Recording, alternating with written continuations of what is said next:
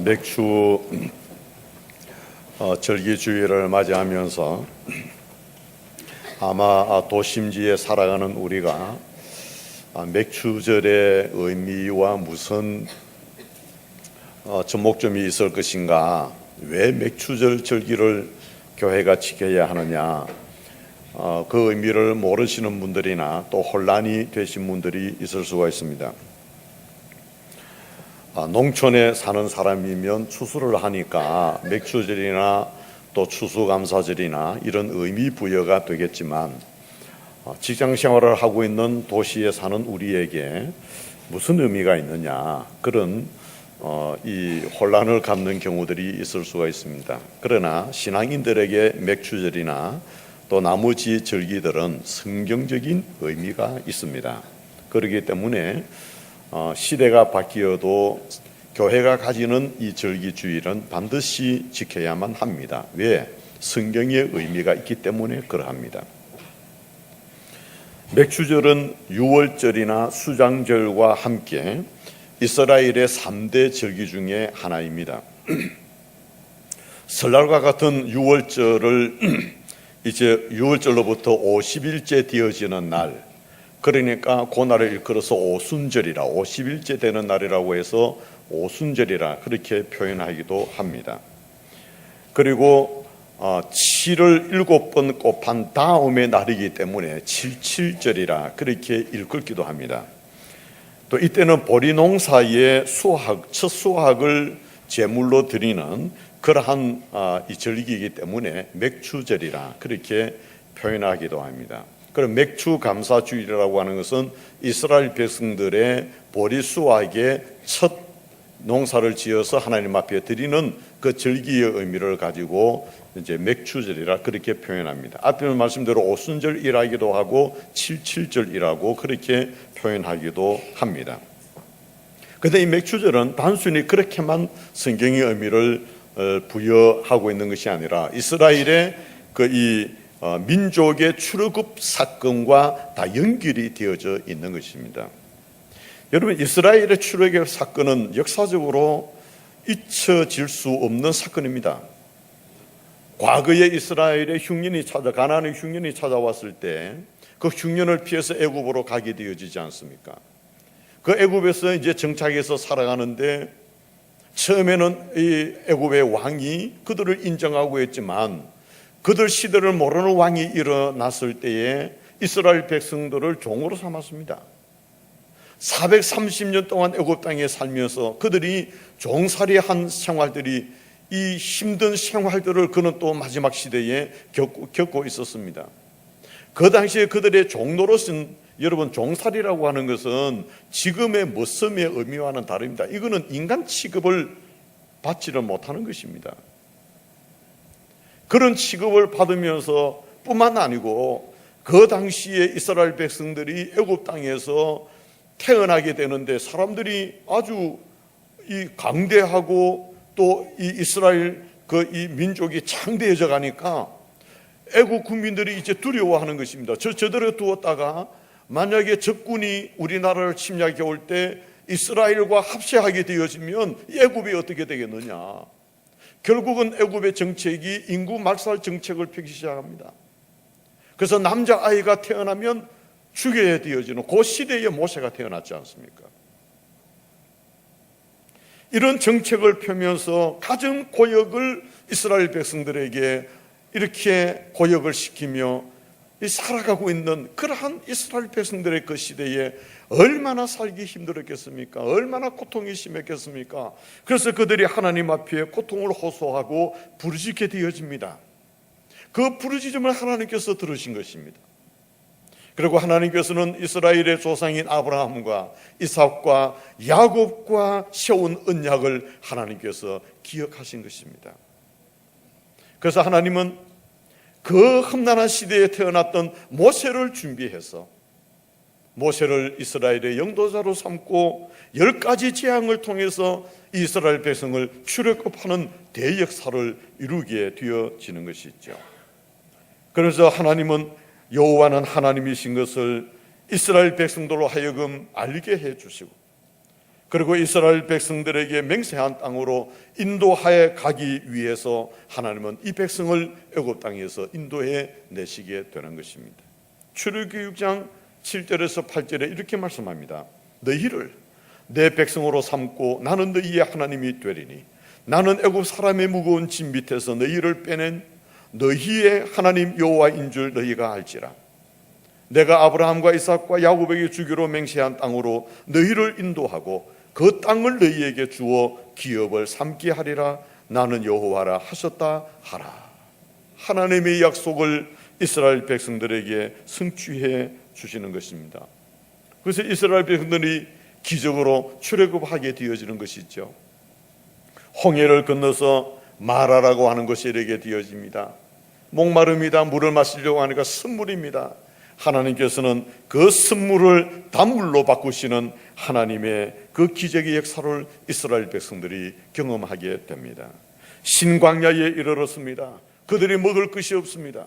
하나님께서는 만나와 메추라기를 이제는 그들에게 일용할 양식으로 제공해 주시기 시작하셨습니다. 르비딤에 이르렀습니다. 그들이 목마릅니다. 하나님께서는 반석에서 물이 나도록 만드시는 그 기적을 베푸시면서 이스라엘의 목마름을 해소해 주셨습니다. 뿐만 아니고 암말렉 군대를 쳐서 이기는 성과를 얻게 되어집니다. 그리고 이제 드디어 그 신의 광야에 이르게 되어집니다. 여러분, 이 과정들이 하나님이 자기 백성을 사랑하심에 또 자기 백성을 향하신 하나님의 능력에 하나님의 기적의 순간들로 연속되어져 가는 것을 우리는 이스라엘의 역사를 통해서 확인할 수 있게 되어집니다. 신의 광야에 이르렀을 때 하나님께서 모세를 신의 산으로 부르십니다. 우리가 아는 대로 신의 산에서 모세에게 십계명을 모세에게 하나님께서 전해 주시는 것이죠. 사실 여러분, 이 일은 이스라엘 백성들에게 특별한 의미가 있습니다. 십계명을 이스라엘 백성들에게 주신 것은 세계 열국의 제사장 나라가 되게 하리라는 하나님의 의도가 거기에 담겨져 있습니다. 이스라엘 민족 그 역사의 존재 의미가 무엇인가? 그 역사의 이스라엘의 목적이 무엇인가? 다시 말하면 하나님께서는 이스라엘 백성들 이들을 향하신 자신의 정체성을 다시 한번 갖도록 하시기 위해서 그들에게 하나님은 계명을 허락해 주시는 것입니다. 시내산은 이스라엘의 미래를 하나님께서 보장해 주시는 축복의 장소였습니다. 자손 대대로 계승하고 그리고 기억하고 유지해 가야 될 엄청난 사건이 바로 시내산 사건입니다. 여러분, 하나님께서는 이스라엘을 택하시고 세우실 뿐만 아니라 세우신 그들을 어떻게 하나님께서 필요한 모든 것들을 축복으로 주실 것인가, 그들의 미래 약속해 놓으신 그 땅으로 하나님께 어떻게 이끌어 가실 것인가. 보십시오. 이스라엘의 역사 가운데 하나님은 이스라엘 백성들에게 자연 환경에 축복을 주시고 저들의 삶의 지역에 하나님의 축복을 베풀어 주신 일들이 여러분 이스라엘의 역사 가운데 다 기록되어져 있는 역사 아닙니까? 그러니까 이 맥추절이라고 하는 것은 신의 산에서 이스라엘 백성을 하나님의 제사장으로 세우신 것과 그 사명을 감당할 수 있도록 모든 지혜와 모든 축복을 주신 것을 기억해 하시는 하나님의 명령입니다. 그러므로 맥추절을 지킴으로 인해서 하나님의 택하심과 축복을 자자손손 대대로 보존시켜 나가게 되어지는, 이것이 바로 이스라엘의 절기 중에 맥추절의 절기의 의미입니다. 맥추절은 역사상 이스라엘 백성의 택성과 축복으로만 그치는 것이 아니고 영적으로 오늘 우리가 왜 맥추절의 절기를 지켜야 하느냐라고 하는 것도 하나님이 이스라엘을 택하시고 세우신 것처럼 오늘 우리를 택하시고 하나님의 자녀로 세우셨기 때문에 일찍이 죄로 인하여 영원히 죽었던 그 자리에서 하나님께서는 우리를 택하시고 불러 하나님의 자녀로 삼아 주셨기 때문에 우리의 삶의 현장에 하나님의 은혜의 축복이고 우리의 미래에 하나님의 약속의 미래를 향하여 이끌어 가시는 이스라엘의 그 역사가 오늘 우리에게도 주어져 있기에 우리는 맥주절의 감사를 하나님 앞에 절기로 지켜드리게 되는 것입니다. 사랑하는 여러분, 우리는 이스라엘 백성들이 하나님의 명령을 받들어서 맥주절의 절기를 지킴으로 그들이 하나님을 향한 그 감사와 하나님께서 저들을 향한 축복을 받아 누렸듯이 오늘도 우리가 맥주절의 의미를 안고 하나님 앞에 감사로 고백하게 되어질 때 하나님은 우리에게 더 많은 것들로 약속해 놓으신 그 축복으로 은혜를 베푸시고 인도해 주실 줄 믿습니다. 신명기 16장 10절에서 12절 말씀입니다. 내 하나님 여호와 앞에 7절을 지키되 내 하나님 여호와께서 내게 복을 주신 대로 내 힘을 헤아려 자원하는 예물을 드리고 너와 내 자녀와 노비와 내 성중에 있는 레위인과 민너희 중에 있는 객과 고아와 과부가 함께 내 하나님 여호와께서 자기의 이름을 두시려고 택하신 곳에서 내 하나님 여호와 앞에서 즐거워할지니라. 너는 애굽에서 종되었던 것을 기억하고 이 규례를 지켜 행할지니라. 아멘. 이 신명기서에 기록되어진 하나님의 명령을 잘 지켜 행할 때 하나님의 축복을 이스라엘이 받았고 오늘 우리 또한 이 절기에 대한 하나님의 의도를 잘 지켜 행할 때 하나님의 약속의 축복을 받아 누릴 줄로 믿습니다.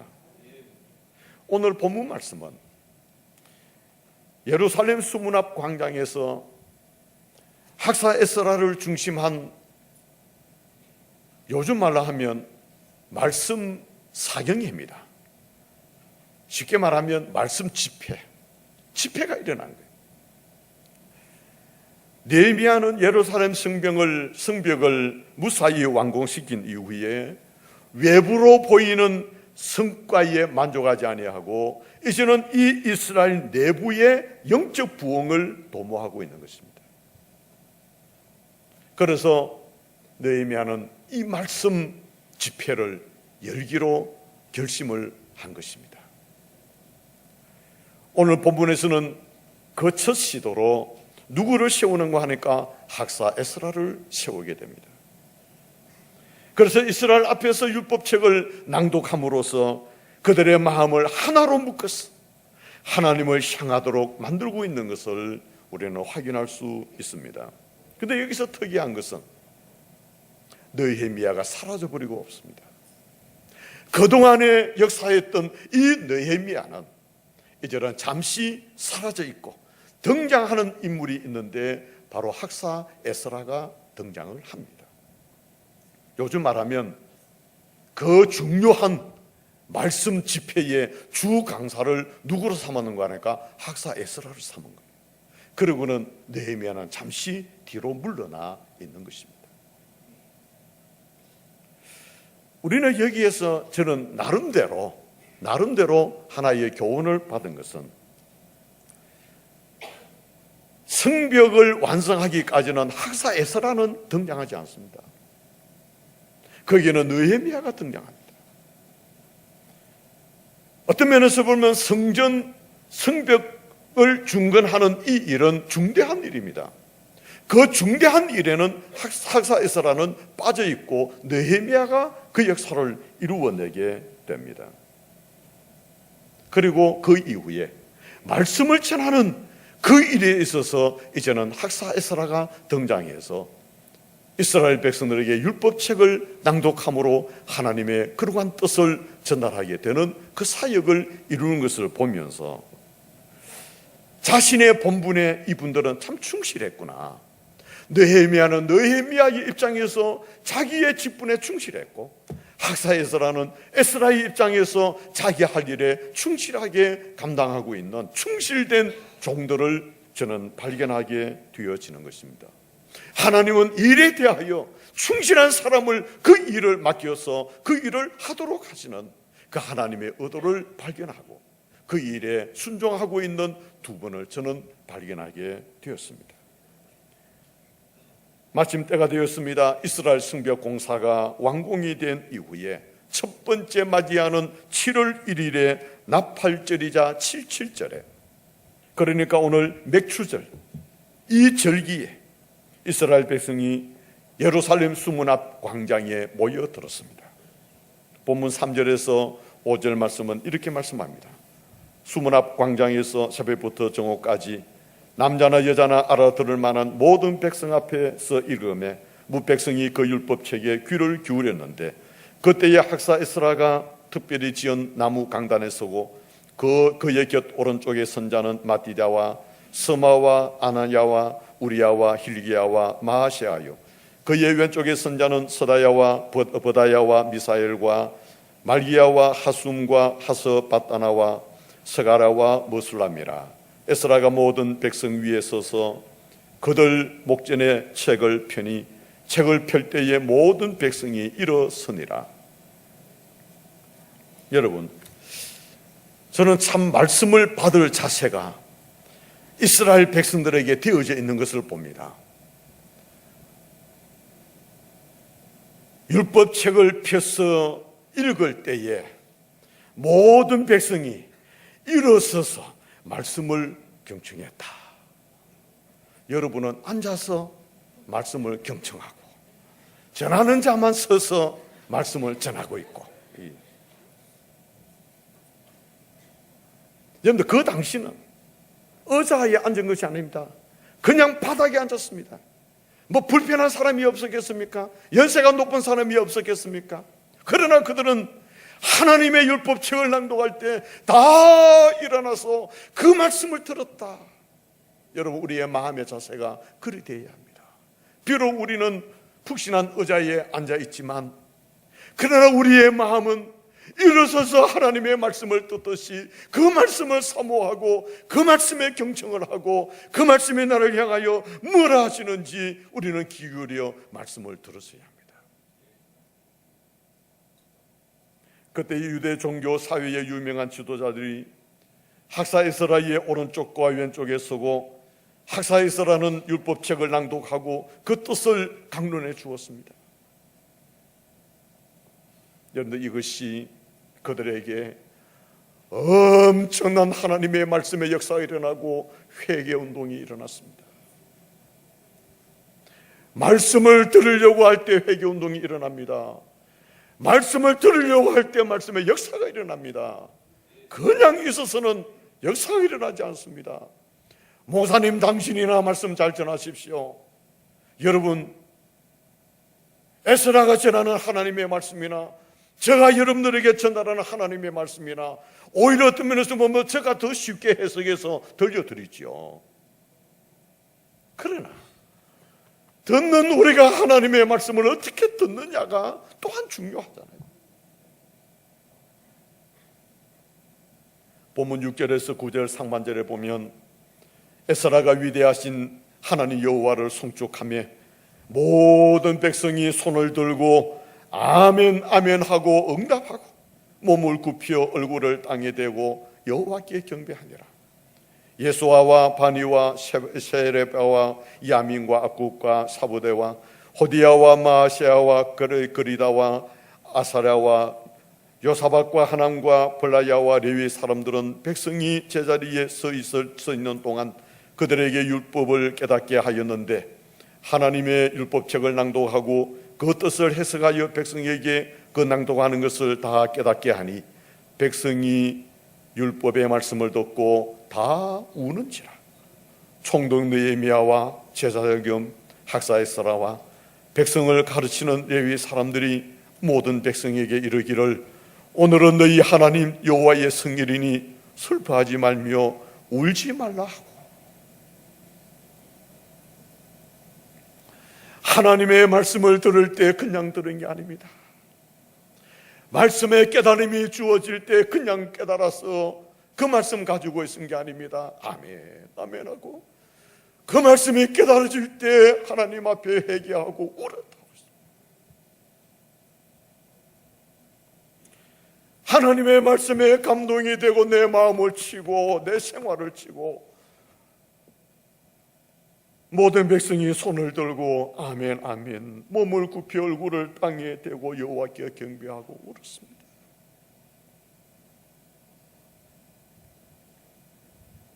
여러분, 말씀을 들으며 울어보신 적이 있습니까?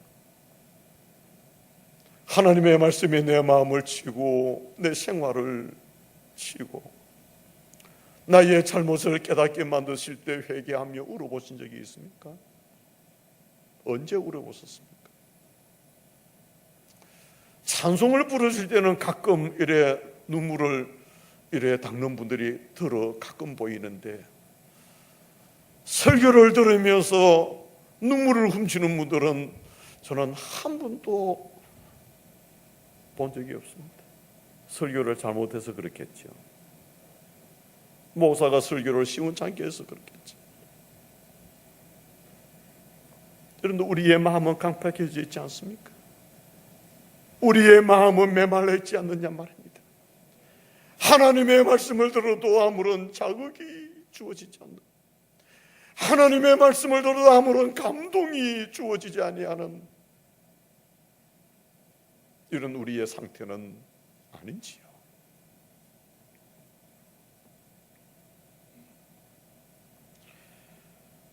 집회가 계속되어집니다. 지나치게 이스라엘 백성들이 웁니다. 그치지 않습니다. 사태가 급하게지니까 이 사태를 진정시키기 위해서 느헤미야가 등장합니다. 9절 말씀에 백성이 율법의 말씀을 듣고 다 우는지라 총독 느헤미야와 제사장 겸 학사 에스라와 백성을 가르치는 레위 사람들이 모든 백성에게 이르기를 오늘은 너희 하나님 여호와의 성일이니, 오늘 7.7절이단 말이에요. 슬퍼하지 말며 울지 말아라.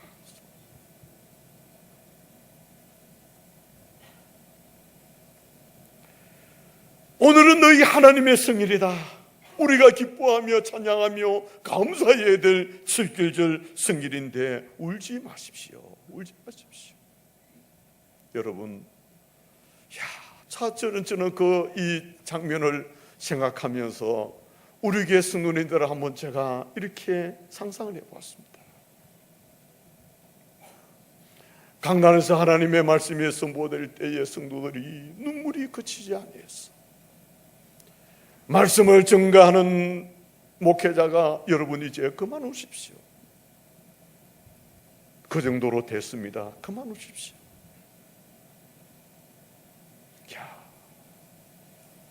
그렇게 뛰어질 수 있다면,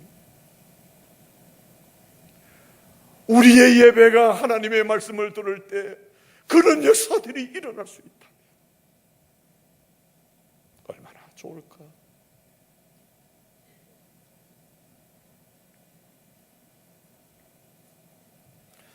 느헤미야는 오늘은 7.7절인데 여호와의 성일인데 하나님의 말씀을 들어 죄가 생각난다고 너무 울지 마십시오. 이제는 말씀으로 돌아가서 우리가 어떻게 살아야 될지, 바람직한 하나님의 백성으로서의 삶을 살아가야 되는 것이지 너무 울지 말라고 그들을 격려하며 진정시키는 것입니다. 저는 이 집회의 교훈을 세 가지로 생각해 봅니다. 그 첫째는, 여러분, 이 영적 부흥, 지금 이스라엘 백성들이 갖는 하나님의 말씀을 통한 영적 부흥이라고 하는 것은 우리가 일평생 추구해야 될 궁극적인 과제이어야 한다는 것입니다. 여러분들 주일날 하나님 앞에 나와 예배 드리고 하나님의 말씀을 들을 때에 이 여러분의 영적 부흥을 갈망하셔야 됩니다.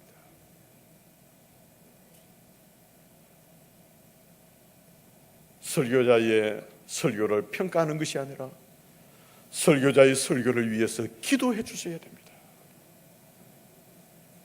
지금 또 중보기도, 예배 중보기도 하시는 팀은 지하 기도실에서 지금 중보기도하고 계십니다.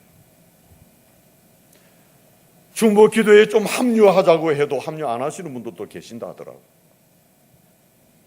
여러분, 예배를 위해서 기도하셔야 됩니다. 3부 예배 나오신 여러분들 2부 예배 중보 기도자로 한번 세워져 보십시오. 2부 예배 기도하는 그 시간대 여러분들이 3부 예배 오시니까 조금 더 좀 오셔서 2부 예배 때 내가 2부 예배를 위해서 중보 기도하고,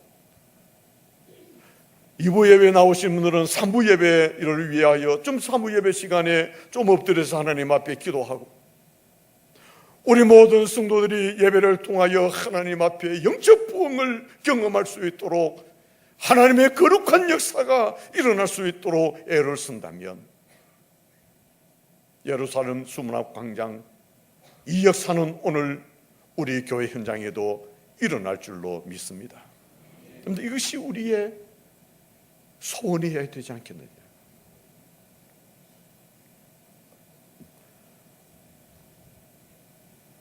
성벽 재건이 완성되었습니다.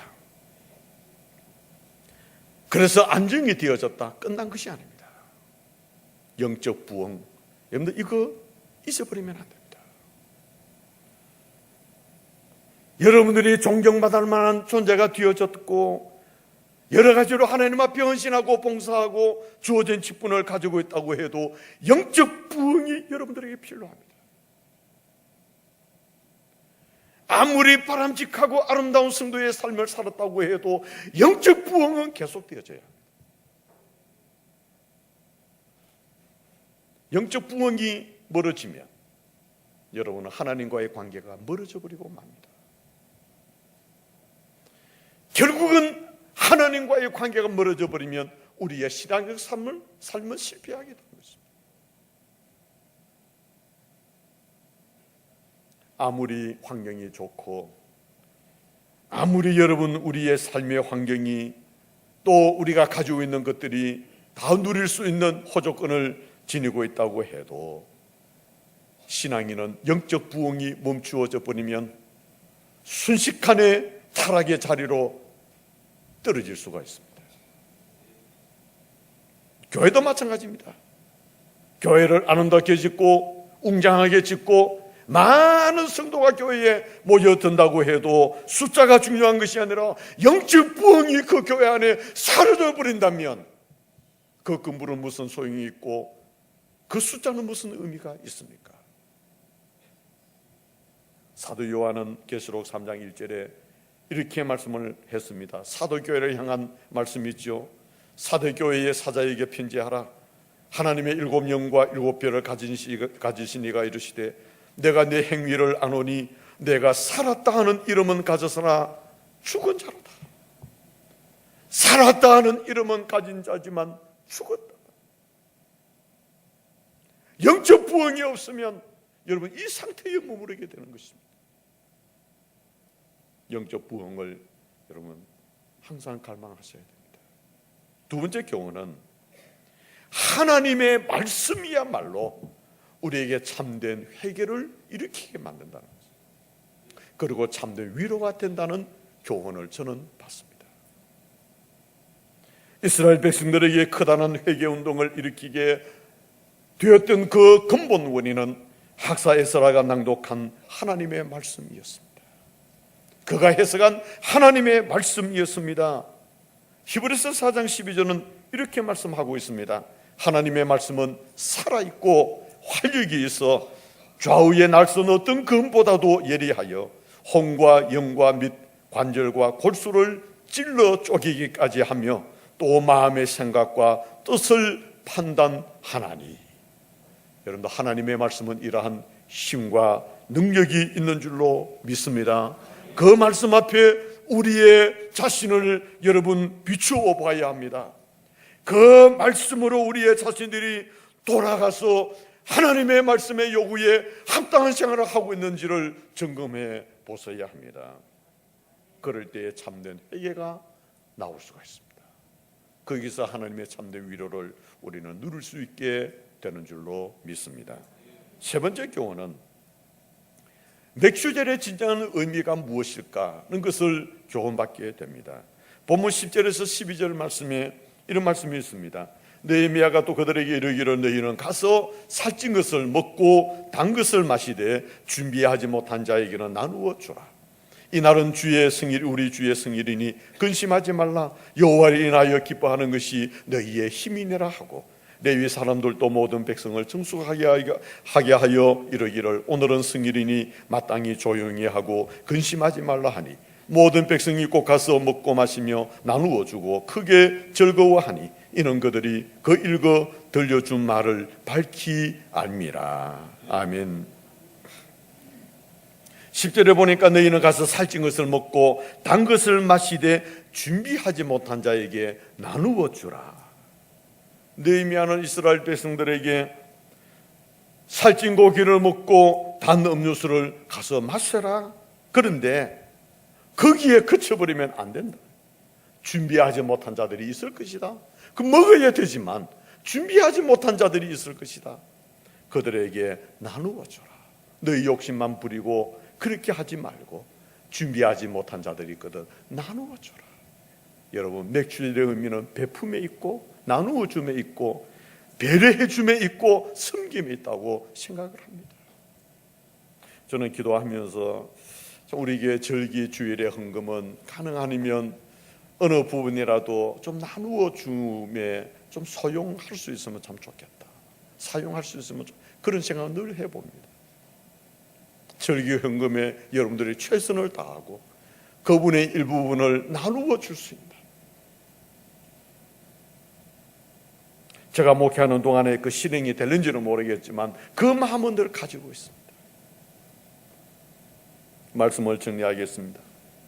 근본 맥주절 여러분 감사 예배는 하나님의 말씀으로 돌아갔으면 좋겠습니다.